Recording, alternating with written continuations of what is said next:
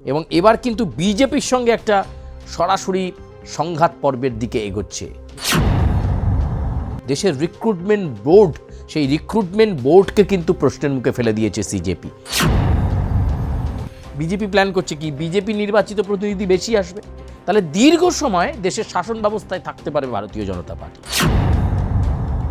বাংলায় পরিবর্তন হয়েছে, আর এই পরিবর্তনের পর দেখতে পাওয়া যাচ্ছে দিল্লিও উত্তপ্ত হচ্ছে। টানা 20 দিন অনশন করলেন সোনাম ওয়াংচুক। ককরোচ জনতা পার্টির সমর্থনে এই অনশন কোথাও গিয়ে নিট দুর্নীতিতে প্রশ্ন ফাঁস, নিট পরীক্ষায় ছাত্রছাত্রীদের ভবিষ্যৎ আর এই সমস্ত বিষয়কে কেন্দ্র করে এই অনশন। কিন্তু দেখতে পাওয়া গেল ভোর হতে হতেই দিল্লি পুলিশের অ্যাকশন মোড। দিল্লি হাইকোর্টের পারমিশনের পরই দিল্লি পুলিশ সোনাম ওয়াংচুককে নিয়ে যায় হাসপাতালে স্বাস্থ্যের অবনতির জন্য। এবং সামনের কর্মসূচি যেটা ককরোচ জনতা পার্টির ছিল, যেটা নিয়ে এখন গোটা দেশব্যাপী তোলপাড় চলছে, 20 তারিখ সংসদ ভবন অভিযান। যে অভিযান মূল নেতৃত্বে থাকতেন অভিজিৎ দীপকে এবং সোনাম ওয়াংচুক, সেই অভিযানের কি হবে, বা এই ককরোচ জনতা পার্টি বা তাদের এই আন্দোলন, সেটারই বা ভবিষ্যৎ কি, গোটা বিষয় নিয়ে আজকের অ্যাকশন রিয়াকশনে আলোচনা করব। আমাদের সঙ্গে রয়েছেন সুচারু মিত্র। সুচারুদা, কি বুঝতে পারছো? একদিকে নতুন করে আত্মপ্রকাশ একটা ছাত্র যুব এই সংগঠনের দেখতে পাওয়া যাচ্ছে, এই ককরোচ জনতা পার্টি। শুধু তাই নয়, বিভিন্ন সেলিব্রিটিরা, ক্রিকেট প্লেয়াররা, তারাও সমর্থন জানাচ্ছে। ভবিষ্যৎ কি? দেখো, ককরোচ জনতা পার্টির মূলত কর্মসূচিটা শুরু হয় নিট কেন্দ্রিক। নিট পরীক্ষায় যে লাগাতার দুর্নীতির অভিযোগ এবং নিট পরীক্ষার প্রশ্নপত্র ফাঁস, এটাকে একটা প্রহসন, একটাকে হাস্যস্কর জায়গায় নিয়ে চলে যাওয়া হচ্ছে। রাজধানীর বুকে এই আন্দোলনটাকে অনেক ক্ষেত্রেই দিল্লির বড় বড় মিডিয়া তারা কিন্তু সবসময় সামনে আনছেন না। কিন্তু যেভাবে আন্দোলনটা সোনাম ওয়াংচুক নিয়ে গেলেন বিষয়টাকে, এবং যেভাবে টানা তিনি অনশন করলেন, সোনামজি শেষে এতটাই অসুস্থ হয়ে পড়লেন যে কার্যত পুলিশ অ্যাকশন মোডে নিয়ে গিয়ে সেখান থেকে তাকে সরিয়ে নিয়ে হাসপাতালে ভর্তি করলো। কিন্তু এই ককরোচ জনতা পার্টি কিন্তু আস্তে আস্তে জনমতকে আদায় করতে করতে সমাজের বিভিন্ন ক্ষেত্রের প্রথিতযশা মানুষদেরকে একসাথে করতে করতে একটা গুরুত্বপূর্ণ জায়গায় চলে যাচ্ছে। এবং এবার কিন্তু বিজেপির সঙ্গে একটা সরাসরি সংঘাত পর্বের দিকে এগোচ্ছে। আবার বলছি, একটা সময় সোশ্যাল মিডিয়া আমরা কয়েকটা পোস্ট দেখতাম ককরোচ জনতা পার্টি, তাদের পোস্ট মানেই মুহূর্তে সেটা মিলিয়ন ভিউ হতো, হতে হতে সেটা একটা প্ল্যাটফর্মে এলো। সেই প্ল্যাটফর্মটাতে অভিজিৎ দীপকে আস্তে আস্তে করে শুরু করলো নিট দুর্নীতিকে সামনে রেখে। দেখো, ওরা যে ইস্যুটা ধরেছে সেটা খুব গুরুত্বপূর্ণ। নিটের মতো গুরুত্বপূর্ণ পরীক্ষা, সেই পরীক্ষার প্রশ্নপত্র বারবার ফাঁস হয়ে যায় কি করে? তাহলে কারা দায়িত্বে আছেন? তাহলে কারা দায়িত্বে রয়েছেন? দেশের রিক্রুটমেন্ট বোর্ড, সেই রিক্রুটমেন্ট বোর্ডকে কিন্তু প্রশ্নের মুখে ফেলে দিয়েছে সিজেপি, এই ককরোচ জনতা পার্টি। ফলে আগামী দিনে ভারতীয় জনতা পার্টির মাথা ব্যথার কারণ যে এই সিজেপি ককরোচ জনতা পার্টি হচ্ছে, সেটা খুব পরিষ্কার। তার সঙ্গে সোনাম ওয়াংচুর এই যে লাগাতার অনশন, কিচ্ছু গ্রহণ না করা, এবং তারপর তিনি অসুস্থ হয়ে পড়লেন, গুরুতর অসুস্থ হয়ে পড়লেন। ফলে এই জায়গা থেকে দাঁড়িয়ে ককরোচ জনতা পার্টি কিন্তু এই আন্দোলনটাকে একটা অন্য রূপ দিতে চাইছে। সংসদ ভবন অভিযান, দেখো, খুব মাথাকে শার্প রেখেই কিন্তু এই ইয়াং ব্রিগেড, এই ককরোচ জনতা পার্টি তাদের কর্মসূচিটাকে সাজিয়েছে। কেন? সংসদের সামনে বাদল অধিবেশন, সেই বাদল অধিবেশনে সংসদের ভেতরে খুব গুরুত্বপূর্ণ বেশ কিছু আইন সংখ্যাগরিষ্ঠতার বলে পাশ করিয়ে নিতে চাইবে ভারতীয় জনতা পার্টি। তোমার নিশ্চয়ই জানা আছে যে কিছুদিন আগেও সংসদে প্রধানমন্ত্রী নরেন্দ্র মোদী বিষয়টাকে প্লেস করেছে যে এবার নারী প্রতিনিধিত্ব সংসদে বাড়ানো।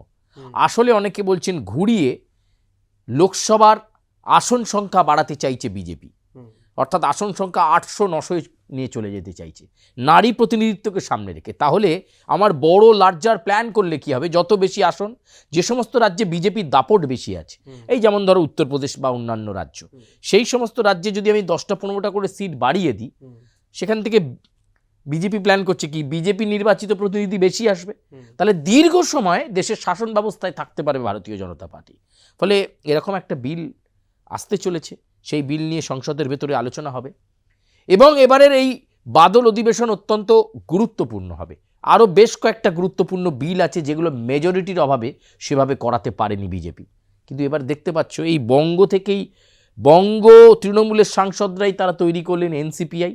আমাদের কাছে যা তথ্য, সুদীপ বন্দ্যোপাধ্যায়ের নেতৃত্বাধীন এই এনসিপিআই দলটা মিশে যাবে বিজেপির সঙ্গে বা এনডিএর সঙ্গে, তাহলে মোটামুটি সংখ্যাগরিষ্ঠতা এসে গেল। ফলে এই জায়গায় দাঁড়িয়ে ককরোচ জনতা পার্টি সংসদের বাইরের পরিস্থিতিটা উত্তাল করে তুলতে চেয়েছিল। নিট দুর্নীতির প্রশ্নপত্র ফাঁস, ছেলে মেয়েদের জীবন নিয়ে ছেলে খেলা, এই জবাব কে দেবে? এর জবাব দিতে হবে।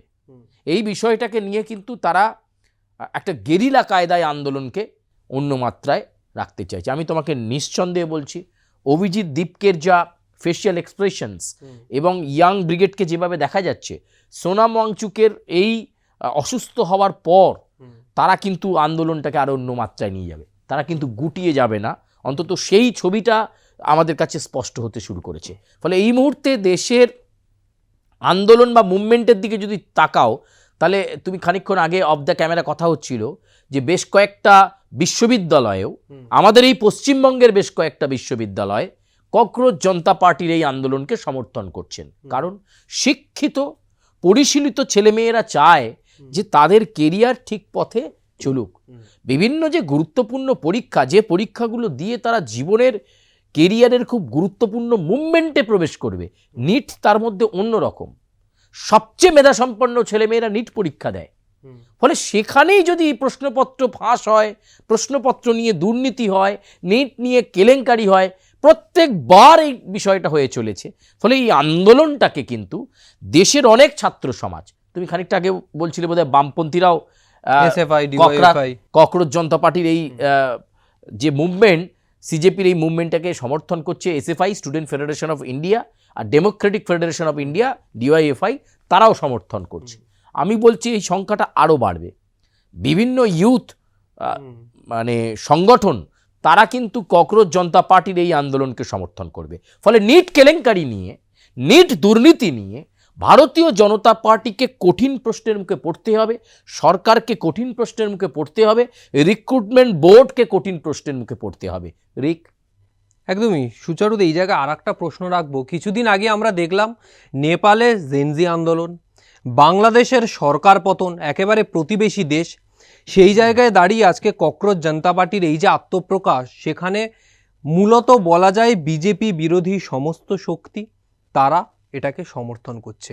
মহুয়া মৈত্র গেলেন, তারপর বিজয় থালাপাতি গেলেন, এছাড়াও অন্যান্য বিজেপি বিরোধী সমস্ত রাজনৈতিক দল তারা প্রতিনিধি পাঠাচ্ছেন, দেখা করছেন তাদের সঙ্গে, তাদেরকে সমর্থন জানাচ্ছে।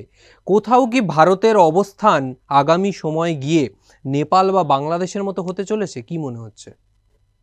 দেখো, এখন পরিস্থিতিটা যথেষ্ট ঘোরেল হয়ে রয়েছে। আমি তোমাকে আবার বলছি, বিজেপি কিন্তু খুব তার পরিকল্পনা মাফিক এগোচ্ছে।